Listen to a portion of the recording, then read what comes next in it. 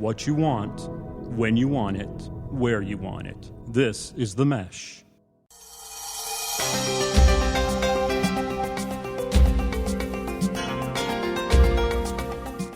Everybody, and welcome to the Caregiver Community. This is a forum where we'll hold conversations with guest speakers about topics that are of interest to adult-child caregivers of aging parents. My name is Jane Everson, and my co-host is Frances Hall. How are you doing today, Frances? I'm doing fine, thank you. I'm glad to hear that. I know you and your mom have had a rough couple of months lately. It's been intense, but that's okay. It's good to have you back with us at the Caregiver Community. Thank you. There are an estimated 10 million Americans caring for one or more aging parents or maybe in-laws or other aging family members. So Frances and I are among these numbers. Each of us currently provides care for our mothers. And as a result, we created the Caregiver Community to help us gather information and resources to better care for our aging family members, but also to better care for ourselves. Finances, I think, are always a sensitive family issue. I know in my family, we never discuss finances. My father handled all of my parents' banking, investments, really until a few days before he died. After he died, my mother, for the first time in her life, became responsible for everything from paying monthly bills to negotiating with lawn care services, monitoring their modest investments, and organizing paperwork and income taxes. After my father's death, it quickly became apparent to me, and thankfully to my mother as well, that there were a number of potential scams that seemed to be targeted specifically at the elderly. Fortunately, my mother knew not to give personal information over the telephone or on the internet. She became suspicious when someone called purporting to be the IRS, and she called me quite upset when a Craigslist buyer sent her a check, asked her to cash it, and send the extra money to him. Other seniors, I understand, are not so lucky. We've all heard horror stories, I imagine. Other seniors even fall prey to financial abuse from caregivers or maybe even their own family members. But what is financial abuse? What should adult-child caregivers know, and what should they do to help their elderly family members? To help us answer these questions and others, we're going to be talking in this program with Lauren Benbow. Lauren is an attorney with the North Carolina Secretary of State's office, and she focuses on investor protection as well as the promotion of the Advanced Care Directive Register. Lauren is a graduate of the University of Delaware and the William & Mary School of Law. Lauren, welcome to the Caregiver Community, and thank you for being with us today. This is a really important topic, and we're looking forward to learning more about it. Well, thank you so much for having me. This is really fun. I'm really excited to be here. Great, good. So neat. Good. Quick disclaimer, I apologize. My information is only educational. It certainly is not legal advice, and certainly is not financial advice. The views expressed are my own, so please don't blame Secretary Marshall for any mistakes I might make. And then everything, as far as I know, is truthful and accurate. We talked about how some of those numbers are really difficult to pin down, so we'll talk about that when we get there, about how difficult it is to be accurate about some of these numbers. So that's my disclaimer. Thank you. Thank you. Let's get started a little bit with just some basic terms. What is financial abuse, and why does it impact the elderly, and how prevalent is it? Oh my gosh, it's so prevalent. It's really scary, and I'm sad to hear about your mom being so suspicious, but I'm so happy to hear about it because that's the mindset I want people to have. So I'm going to talk about some elder investment fraud and financial exploitation. It's a lot broader than you think, and you already mentioned some of it, but in North Carolina especially, and other states are going to have similar issues. I know we have listeners in other states, but investors, investment advisors, broker-dealers, they're supposed to be registered with their Secretary of State's office, and the products they're selling are supposed to be registered. Now, there are some exceptions to that, of course, but the best thing to do is really double-check it, because even if they say they're an exception to the rule, you want to make sure they're really the exception to the rule, right? So then you also want to think about fraudulent offerings, unsuitable investments. So this is something people don't think of. In North Carolina, this is actually governed mostly by the Department of Insurance, probably the same in other states, but selling lifetime annuities to a 99-year-old grandpa, right? Unsuitable. I hope he lives forever, but a lifetime investment at 99 is not suitable for someone his age. So that's just kind of that's a gray area though, but you need to be on the lookout for that. You want to think about caregiver exploitation, like you mentioned. and then criminal fraud. And it's huge. I mean, it goes anywhere from the Ponzi schemes that are affecting older people to the telephone calls that people get, to the people that go around door to door, to charity scams. I mean, that's all really affects the older population and is really harmful. So I have some numbers that I got from a few reports, and the report showed that 1 out of 5 over age 65 are exploited. Wow. And I always want people, when I do presentations, to sit with that for a minute, because that's someone you know, right? That is a number. We toss out numbers, I think, daily that people don't let them sink in. 1 out of 5 is somebody in your church, someone in your family, someone at book club, quilting club. I mean, that's someone you know. Then the numbers, it's difficult to pinpoint. I have one report that said it's about $2.9 billion being lost in financial exploitation. Billion with a B? Billion with a B. Wow. To $36 billion. Holy mackerel. Holy mackerel. Absolutely. And the reason it's so difficult is because people don't report it. I mean, we all know this, but people either don't know it's happening, so they're certainly not going to, they don't know that the IRS doesn't call you, for instance, right? So they don't know that they weren't supposed to send money. People don't know they're being defrauded with all their, investments. People don't report it because they're scared they're going to lose their independence. They think that if they tell someone, they're going to lose control of all the finances, they're going to be moved into a home. People don't report it because they're embarrassed. And that's probably the number one kicker. And even I give these presentations all the time. Nobody ever tells me it happened to them. They just tell me it happened to somebody else, someone they know, and all the things they do to make sure it never happens to them, which I'm happy to hear. But people still won't admit it, even though I tell them, don't ever be embarrassed, because... So assumedly the numbers are much greater than you said. They might so be. much of it's unreported. Yeah, it's really scary, isn't it? And the last reason is like you mentioned, the person doing it is either someone they rely on, like a caregiver, so they don't want to report it, they feel intimidated, or it's someone that they love, like a member of their family. Right. So it's really hard to get these numbers. I'm just one person, but the reports I've read, they're kind of all over the place. But it's a big problem. I think we can safely say that, right? It's a big problem. I did read a report that said about a third of the abuse cases that are reported being our key word there, about a third are for financial exploitation. But we estimate in our office that about half of our enforcement actions deal with seniors. Which is just so scary, isn't it? And that's just in North Carolina. Yeah, and there's part of it that my heart is going out to the people who are exploited, but it's sort of like, okay, but something needs to be done. Right. Absolutely. It's time for action. I agree. I mean, and I'll be honest with you, I'll be upfront. Me personally, I worry that this is not going to get better because the bad people are making a ton of money off of it, right? I mean, billions with a B. Baby boomers are aging. I know you're both caregivers. Baby boomers they're getting to that age.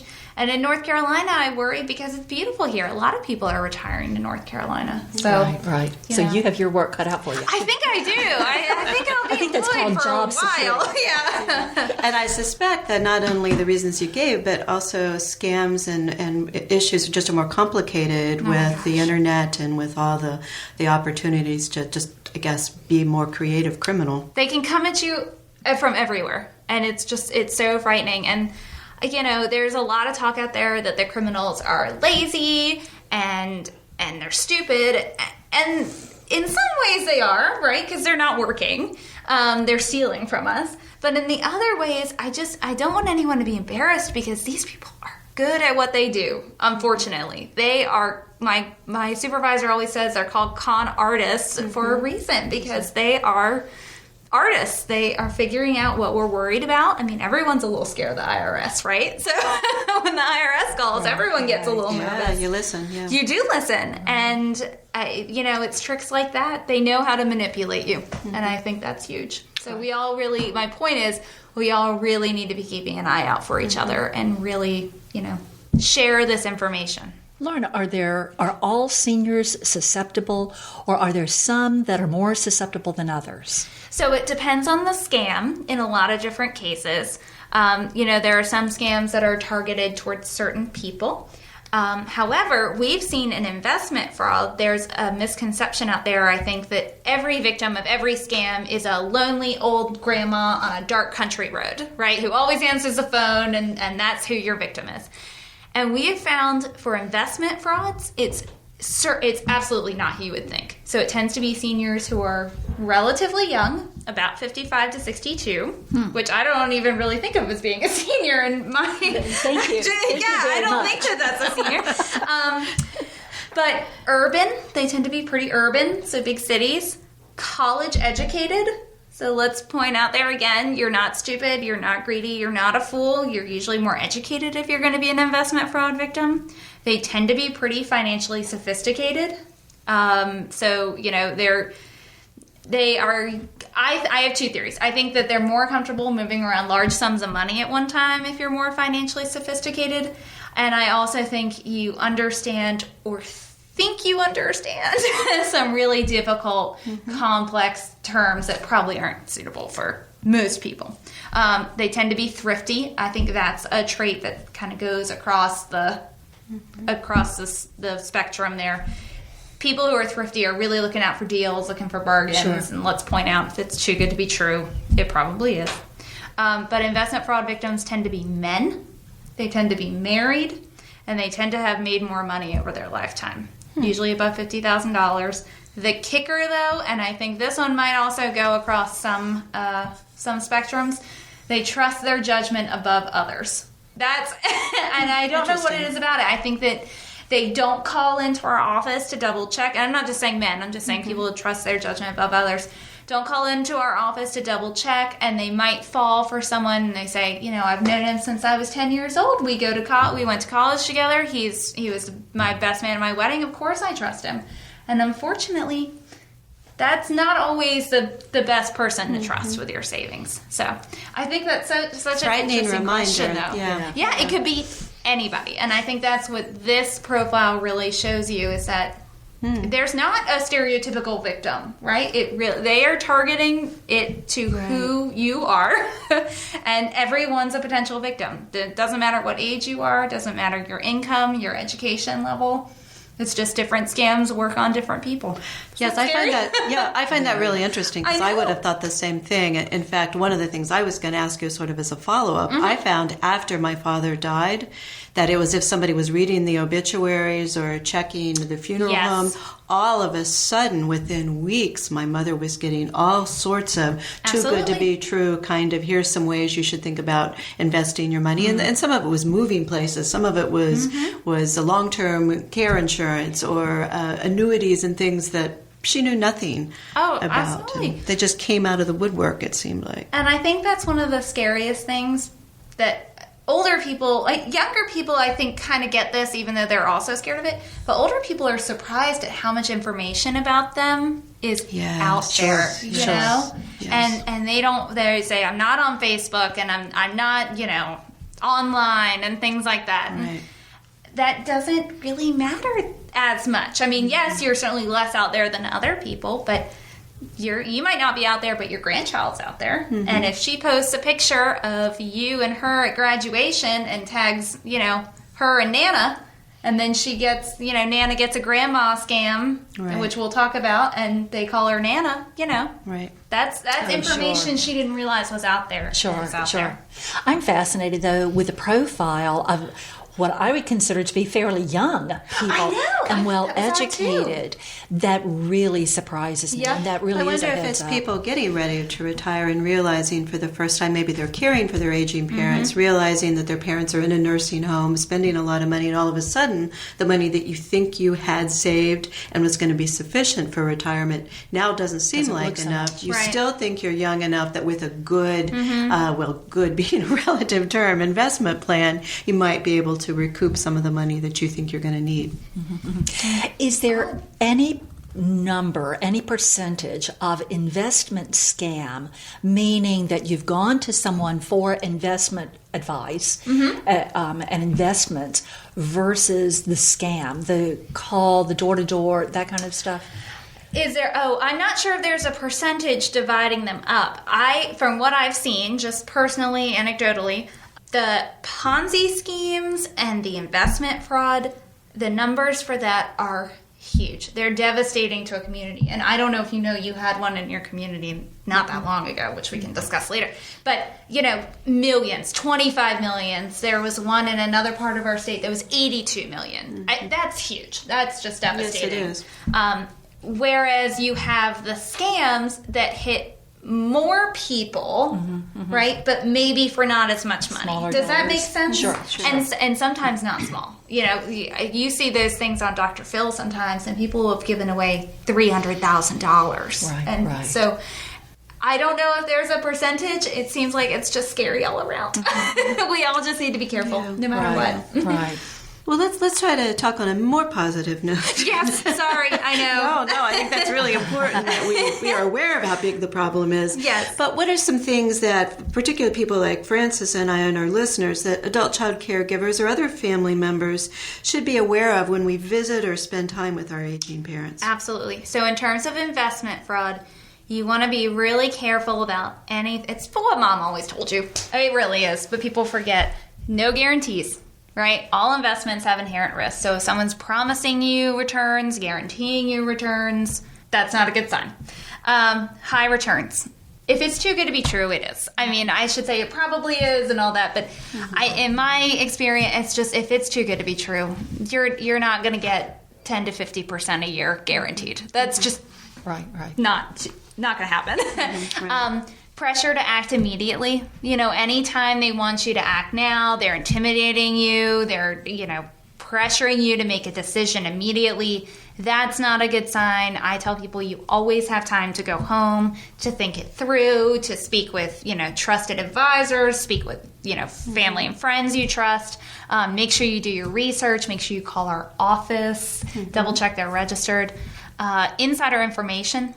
That's not a good sign. So no secrets is basically what I say. We had one Ponzi scam that was going on, and they had people signing confidentiality agreements so people wouldn't talk about it. So that's just not a good sign. And then the last thing, and this cuts across everyone, anytime they're preying on your fears. We're all worried about money in some way, shape, or form, right? We all wish we had more. And people worry about college tuition, or they worry about how they're going to take care of themselves as they age, or healthcare costs, or nursing homes. They're going to figure out what it is that you are worried about, and that's how they're going to sell you on it. So those are things to be on the lookout for. And then I mentioned before we started recording, but we have a program that's aimed at healthcare professionals and how they can help be on the lookout for patients to come in, things to worry about in terms of financial exploitation, maybe some questions to ask. So I jotted down some of those. Some red flags in an individual's history are going to be recent loss, and that's really common to older adults, unfortunately. Loss as in a family member, As like in a a spouse? family member, a loved one, friends, just someone there. Sure. And I think the way this one works is that if you're looking for a sign from your deceased spouse that everything's going to be okay, and then you get a call out of the blue that says they're going to, triple your money, or everything's going to be okay because you just won the lottery, people might be more apt to fall for it, right? We are vulnerable. more vulnerable. They think it's a sign, and so need to be careful about that. Social isolation, dependence on other people for care, especially if they're uncomfortable with that person. Financially responsible for adult children, alcohol, drug abuse, depression, mental illness. Some observations to look for are cognitive problems. Are they fearful or distressed? Suspicious or delusional? You want to really look for changes in appearance. So, if she used to come in looking like Sunday best every time, and now she comes in, she's uncomfortable, she's unkempt, that would be a warning sign. Accompanied by caregivers who are overly protective or dominant, and then changes in ability to perform their activities of daily living. So some questions to think about, how are they managing their money? How is that going, right? Do you feel like you have enough? Do you feel like you can pay your bills? Do you regret or do you worry about any financial decisions you've made, and why, and what are they? Have you given power of attorney to another person? How's that going? Do you have a will? But you want to be concerned about, if they're concerned about paying their bills, That's a red flag. That's things to ask questions about. Make sure they understand financial decisions, especially if someone else is making them for them. Are they giving out loans or gifts that they can't afford?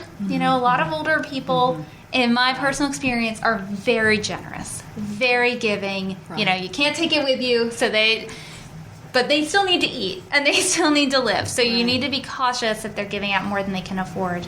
Are people calling them, asking them for money? And then is someone accessing their accounts and they don't know what's going on there? So, anytime they seem uncomfortable, it raises kind of that red flag in your own head. You want to ask more questions. Yeah, sort of like go with that hunch. I think that's huge. Don't just let that sit there, but go with that hunch. Right. If they seem different, if they seem stressed out, if there's a new person in this room, room with them who's kind of dominating, those are a lot of red flags. Right. Hi, I'm Alan. I'm Chris. And we're the co-hosts of Foot Candle Films, a movie review and film discussion show here on themesh.tv. Each episode, we talk about some new movies, cover some film news, and have some recommendations. And trust us, we're just as likely to talk about the latest Jim Jarmusch film as we are the newest Transformers installment. Hold on, don't get too crazy. Okay, maybe not that bad. But you can find our show and all our episodes on themesh.tv. Plus, you can subscribe to get new episodes delivered right to your computer or mobile device. We'll see you in the ticket line.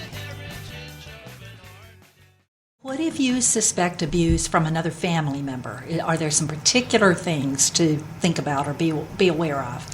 I think your first lines of defense always are going to be local law enforcement and adult protective services.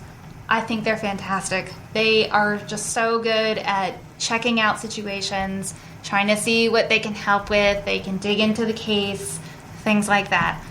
The other thing you can do is and adult protective services is available in every county, everywhere. Everyone should have access to that. And then if there's someone acting on their behalf, or maybe it's a family member, but maybe it's someone else, maybe it's a lawyer who's kind of new to the scene and you're uncomfortable with him, you might want to call the state bar. Look at who regulates that new person in their life. So if it's an investment advisor, you'll call the Secretary of State's office. If it's a new insurance person in their life who's selling them a lot of lifetime annuities, call Department of Insurance. And then if you're getting a lot of calls on the phone, or you're concerned that they're sending out money to IRS agents, you can call Department of Justice. What about charities that may or may not be legitimate? Yep, charities are something you really need to be careful about. You give your money to who you want to give your money to, but you want to make sure that, as an informed consumer, you want to make sure the person you're giving the money to is going towards the cause. So in North Carolina, if you're soliciting money for a charity, you have to be registered with the North Carolina Secretary of State's office. Now, there are some exceptions, but once again, I'd much prefer people to call in our office and talk to us about that. And then... So assumedly in other states it would be the same sort of office, yep. And then you also want to look, there are some great places online that you can call to double check. There are, a lot of great organizations out there that are doing exactly what they say they're doing. And it's unfortunate that you just have a few bad seeds, and that's what makes you really nervous. One other note I just wanted to make while we're talking about this is that I think there's a frustration out there, and I feel this too when I do these presentations, but adults are not children, right? Adults are different, and adults have the right to make terrible, awful, no good decisions, right? But we need to make sure that they understand what they're doing, that they're not doing under duress, that they fully comprehend their actions, and I think that's where we can all be of assistance. So. And that sometimes does get to be a real tightrope to walk. Real tightrope. Yeah. Lots of frustration there. Frances and I were smiling at each other as you said that, because we have those same discussions periodically about how our mothers spend their money and whether we think that's a good decision. But as long as they're competent to make that decision, and they're willing and open to talk with us about it, we have to honor. Right. Because it's their money and it's their decisions. They get to do that. They get to make those decisions. There are some interesting fashion choices they might be making, and as long as they're warm or coolly enough dressed, you wear that crazy hat. You go for it. Or how many collectible pictures does an 83-year-old woman really need? Or how many deviled egg plates does an 83-year-old woman really need? But, that being said, how many shoes do I need? I do one, right. I guess, if you ask my husband, but I disagree with that. So. I am glad you brought that point up. I think it's a balance sometimes, I think, as adult children to honor our parents' financial wishes while also being cautious and making sure that they really are making good choices. Yeah. Right. But that being said, if you see something, say something. Right. That's also huge too, because sometimes all people need is a couple questions, and the whole story will come out, and you can step in and help. Yeah, we talk about that safety is non-negotiable, right? And this is Absolutely. A safety issue, very definitely. Oh, without a doubt. But there are those times that although we would perceive something to be a safety issue, again, as long as they are competent, they get to make those decisions, even if we strongly disagree with that. They get to do that. Lauren, we've talked about what if we suspect a family member of abuse. What if we suspect a paid professional? Is there a difference in how to go about figuring that out? That's where I think you want to turn to whoever's regulating that paid professional, because everybody's got a boss somewhere. We just have to figure out who that boss is and check into it.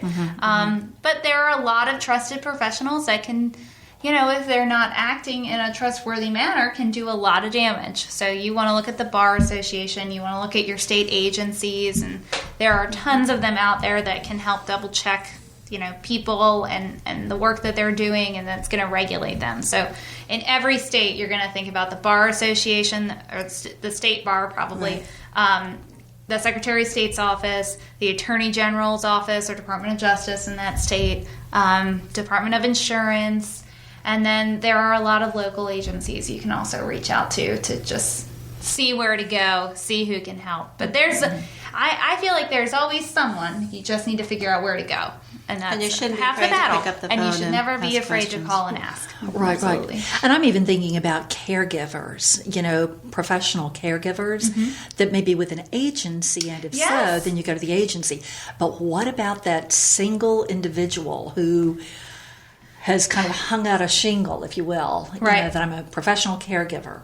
In that one, I think whoever's going to regulate them. I mean, can you go to Department of Health and Human Services? Maybe that might be a great person to go to. But that I'm kind of, or at least Adult Protective Services. Adult Protective Services, absolutely. Yeah, that probably would be a good and local call. law enforcement. I mean, there really is. Right. If someone is acting independently, unlicensed, unregulated, that doesn't mean we can't stop them or check into them. It just, I think Adult Protective Services in that case, or local law enforcement. Good, because I suspect that there are a number of people who might find themselves in that situation and just want to be able to make sure that they have some sort of fallback, that if things, hopefully, probably everything will be great and wonderful and fine.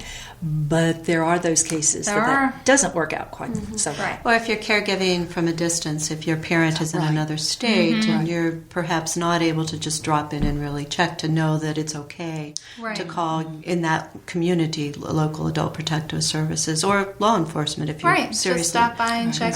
And you just really keep a close eye on all finances and how they sound and check in on them, because it's a lot of access. A lot of it's an access issue. You have people in the home who can. That's where we keep all our private information, right? So it's very easy for people to find it, and you just have to keep an eye on it. Everything, I think, is the best thing to do. I'm sorry. I know when I do this, I make everyone want to live in a bunker. Pay only cash, but let me ask one more question, because my mother was extremely private and protective, and really, really, really had done a phenomenal job at managing her finances. That's great. It really is. Happy to hear that. But there were times along the way that I thought, but what if? What if something is happening and I didn't know, I didn't have access because she was so private? Do you have any suggestions as to how to have that, not necessarily how to have that conversation, but are there some things that the adult children can do that will help the parent feel more comfortable or begin to open up? to the adult child? I don't have any suggestions for that. I think that a lot of that is building that relationship with that parent and making sure that they do feel they can talk to you, that you know they're going to explain to them that there's just some cognitive decline issues that everyone deals with as they age, and keeping an eye out on that math or an eye out on those investments and things like that.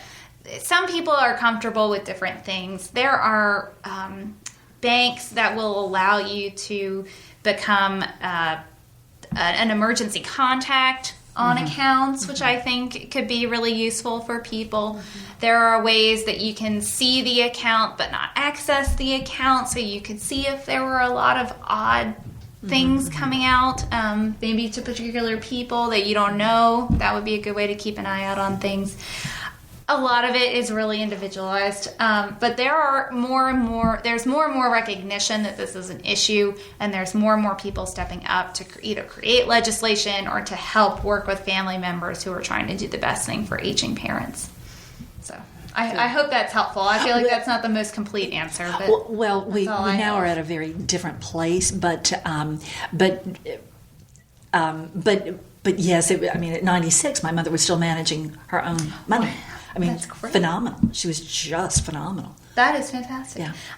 Allowing, if they can tell the person who's assisting them with managing or an accountant or anything, feel free if you need to also call my daughter or to, call my son-in-law. Right. If you think something odd is going on, double check, because sometimes that's the way these scams are kind of halted, is they go into the bank and they want to wire $15,000, and the bank teller says, is it okay if we just double check and call Frances real quick on that one?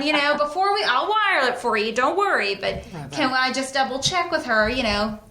And that's huge. That can stop something in its tracks. Mm-hmm. I think Frances raises a really good point. It's difficult, and sometimes we're in our 50s, we don't think about our parents aging and maybe slowly starting, or maybe quickly in some cases, making some questionable choices. But that's really how I began it with my father, who absolutely was very private about his finances. And I started out by approaching him saying, I understand that some insurance companies will allow me to be notified if you forget to make a payment. What do you think about that? Well, he thought that was a great idea because he didn't do anything on the computer. So we just started with that. Then I said, well, what about me just, having, setting up an online account with your checking account, just in case you have any questions, because my mother would frequently write a check and then forget what she wrote it for. And then my father would say, what did you write that check for? So this way I could quickly go online and tell her. So it turned out, to be a resource. So we just really very slowly moved through those things. It was more difficult with my father because he was like your mother. Very independent, very private. When my mother ended up having to manage everything, she was pretty open of just take care of it. I just want to know whether I have any money. Have I spent too much money this week? So it really does vary from family to family. But I think not being afraid or nervous to have those conversations at a relatively early age with your parents and your spouse and your other family members. Right. That's right. Some of the science behind it just shows, you're more, I think it's mild cognitive decline. I hope I'm saying this correctly. Mild cognitive impairment. You're 4 times more likely to make financial errors and things like that. And that can happen before you realize you have it. Sure. Your family realizes, your spouse won't know. And it's, just a small mistake that can be a huge deal. So there are just certain things that scientifically happen to people as they age that maybe if you explain it to them that way, I'm not saying you're stupid. I know you can handle this, but generally speaking, people your age deal with this as an issue. Do you mind if I just double check? So maybe that would go. It depends on the person. I think absolutely. Yeah. So Lauren, is there any other information or resources that we haven't talked about that you think our listeners should be aware of? Anything we've not touched on? I don't think there's anything we haven't talked about. I think if I could, I just want to highlight some things. Be careful about those free lunch seminars, right? I'm sure everyone's getting invited. I have 2 that I just put in my trash today. There was a study that came out a little while ago, and they said 78% of seniors had received an invitation. And I thought to myself, I bet it's 100%. And I couldn't believe it was only 78. Right. But then they went and reviewed the seminars, and I think they said 100% of the ones that they reviewed were sales presentations, and a third of them had false or misleading information. So, I always tell people, if you want that steak, I cannot stand in your way of having a delicious dinner, but you need to be aware of what you're walking into. You need to not be pressured. You need to make sure you do your own research, take the materials home, don't give out personal information, things like that. Those are really big. The other thing I want people to do is just double check on credibility, and that goes across the board. If someone calls and says they're from the IRS, this is a very seniors right now, I think, have grown up in a much more trusting generation, right? You could trust who was calling. You could trust the people you worked with, generally. People we're a lot more skeptical, unfortunately. But you want to double check credibility. If you get a call and they're asking for money, you need to double check that. You need to call the number you have for your bank, or you have for your accountant, or you have for your doctor. And you also need to be really careful. There are a lot of fancy titles out there, wealth manager and financial planners and investment consultants. And then there's also a lot of alphabet soup. There's a lot of names or a lot of letters that go after people's names that just sound fantastic. And there are a lot of letters and who knows what they mean, but gosh, they look good on that business card, don't they? You need to double check. You need to ask what they mean. Ask where they're registered by or certified by. How did they get that title? We have someone in North Carolina who was going around, and they were a CHSG. What is that? That's a great question. Do you have any guesses what a CHSG would be? Certified. That's Health. the first one. Health? It's not health, but my point is what you're doing right now is exactly what people did. They just filled it in themselves, and nobody asked. And you know what it ended up meaning? Certified high school graduate. Wow. Isn't that... I always giggle because I go, I didn't know you could be certified at that. Wow. You need to ask, right? You need to double check credibility.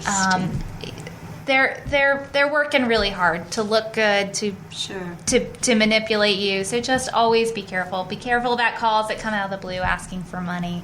And please, double check it. I know some people at the Department of Justice, from everything they've ever told me, they'd much prefer that you call and double check that the person you're dealing with is who you think you're dealing with. Make sure there aren't any complaints. Same with our office. We would so much rather you call first and double check. It's a lot.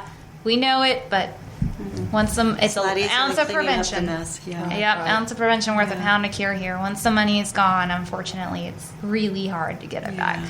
So, good advice. Yes. Good. Sorry to end on a downer.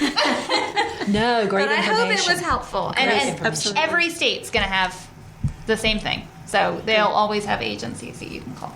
And every state has a Secretary of State's office. They should. Correct. Mm-hmm. Yep. And so Sure if all else fails, just call the Secretary of State's office in your state, and they can refer you to appropriate. Yeah, Secretary of State's office, call the Department of Justice. I can't speak for other states, but I know one thing I tell people in my presentations is that if you call me, I'm going to figure out where you need to go. I know a lot of people, and I will help figure out who it is that you need to speak with if it's not me.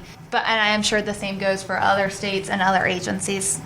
Most people want to be helpful. Most people want to make sure that you get to where you need to go so you can make the reports you need to make.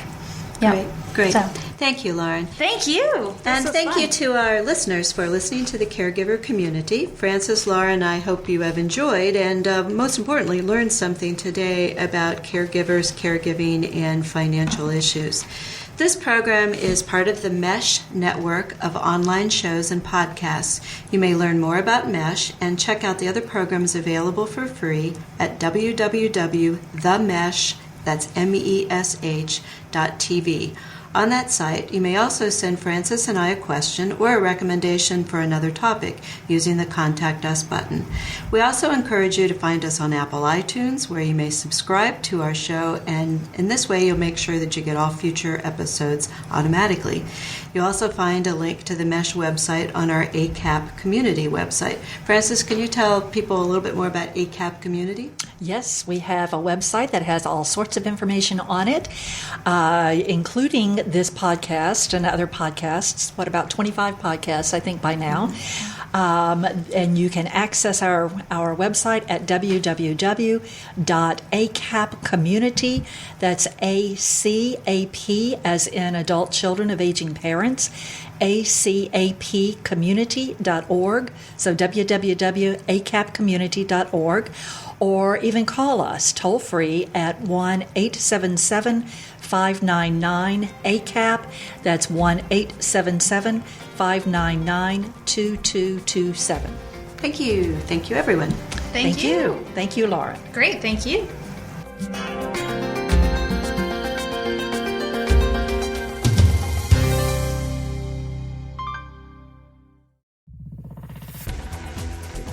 You've been listening to The Mesh, an online media network of shows and programs ranging from business to arts, sports to entertainment, music to community.